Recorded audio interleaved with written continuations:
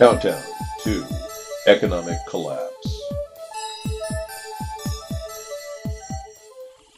This is Countdown to Economic Collapse, August 5th, 2012. I'm David John Sponheim, running for president under America's Third Party.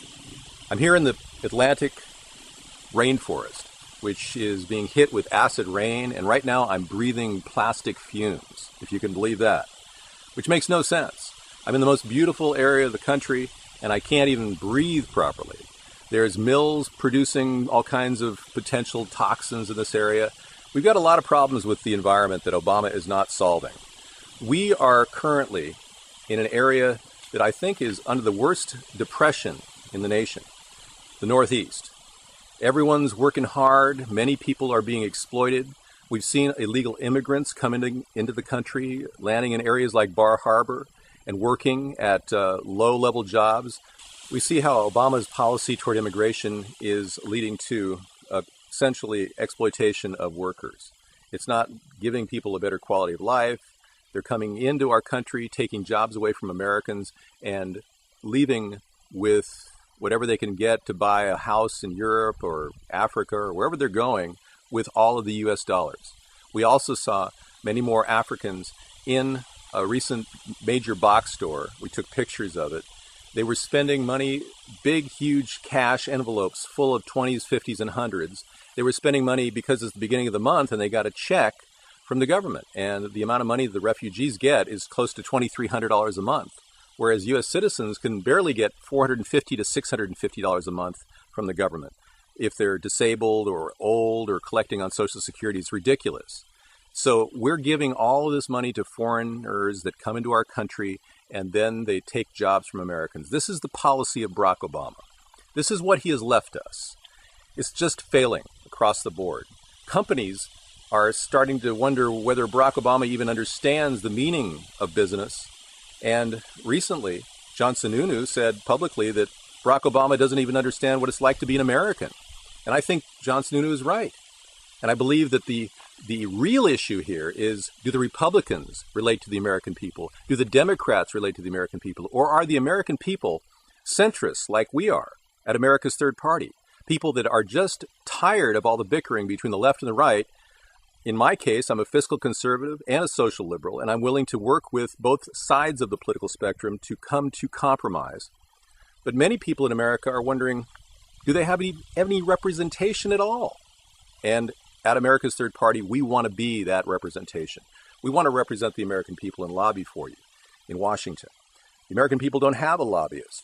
They need somebody who can actually go out and speak for the American people. And what better chance than now, at the beginning of a new era of a president, than to get a president who is a third-party candidate to the forefront and tell the two parties that they no longer command the issue. They've lost touch with reality. The economy is collapsing. Now, they say the job reports are up 163,000 in July. What happens in August is completely different. We don't know what the result will be from the downturned economy around us. We are in an area that is so depressed that people are barely making it. And when I say barely making it, they're getting up enough money in the summer to just cover their energy bill in the winter. That's how close they are to the target of poverty. Now, the exploited workers that we saw in Bar Harbor yesterday, unbelievable. These people are from foreign countries. They're taking jobs away from Americans. Their situation is they have to pay a landlord for their little space in a dormitory, and that comes out of their paycheck. It's just like the sharecroppers of the 1930s and how they were exploited. This policy is exactly what happens when Barack Obama encourages mass immigration to this nation. This is not good for the long-term health of the American people or the workers of this nation. Now, big companies like General Motors facing huge losses overseas in Europe. The sales are down. Europe is really struggling. Now, there's issuing a possible resolution to the sovereign debt of Spain by the European Central Bank. That issuance will come perhaps this week and is showing some positive signs in the stock market. Overall, the stock market went up 0.16% over the entire week, which is not much. When you look at the big picture, people are still very, very cautious with their money. And the printing of money by the Federal Reserve, which is their big plan, which is always their big plan, is always just lying flat when it comes to the response from people who are investing in various companies. The idea of free money doesn't resolve the key problems in the economy, which would be jobs, housing, and innovation, production. All of that combined will change the dimension of this economy, but it hasn't happened in 3.5 years under Barack Obama, and it won't happen under Mitt Romney either. Our country is going to be facing bigger problems down the road simply from pressures beyond our control, a global economic meltdown, which is occurring right now. And we're not going to help matters by giving refugees huge amounts of pay from our national debt. Superdollars are arriving in their hands from God knows where, and the country can't keep that up. Refugees coming into this country can't get $2,300 a month, and we get nothing or near nothing, and expect that to be a normal society. So this intentional plan to disrupt the economic status or homeostasis of the economy is coming from immigration. That's how they're pushing it. It could come from a meltdown in the derivatives market, which is $77 trillion strong in America. That could happen at any time without some level or leveling of the playing field.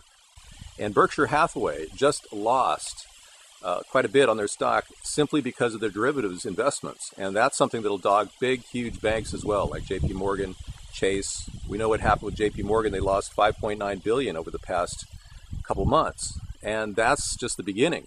There could be a huge collapse in the derivatives market. Oh, God, mosquitoes are terrible out here. Anyway, I appreciate all of you for coming into our show and listening to the analysis that we do during the week. And I want you all to come in during the show, 6 to 8 Pacific, every single weekday on Blog TV and discuss issues that are affecting you. We're not going to forget the American people. You are paramount to us. So please visit us, chat with us every night. And this is the kind of transparency you'll expect from the president in 2012, 2016, and beyond. This is the kind of transparency we're not getting from Barack Obama. We're going nowhere. The economy is falling. You do the math. You decide, are you better off now than 3.5 years ago? I would have to say none of us are. Even people with lots of money are buying Kias and Hyundais just to save money. We drove through neighborhoods in very wealthy areas and we saw these people, they're buying low average cars. They can't afford brand new Maseratis. Seriously. And I know those people aren't going to benefit from extra taxation, which will lower the economic vitality of this nation. Building the private sector is key, but we can't do it on the backs of printed money. It doesn't work that way. It's like dropping all of our value in the process of giving certain people so much money that they hoard it and create liquidity traps, which will stall the economy. All these factors are going to have to be dealt with by the next president, and I hope to be that next president. Write my name in, David John Sponheim, for president in the 2012 election, and you will see a huge difference. Even if it gives me more teleplay, meaning some teleplay, even 15 seconds of time on the mainstream media, it will at least give our nation a chance to get a new president that will lead us out of this terrible economic downturn. I'm David John Sponheim, and I support this message.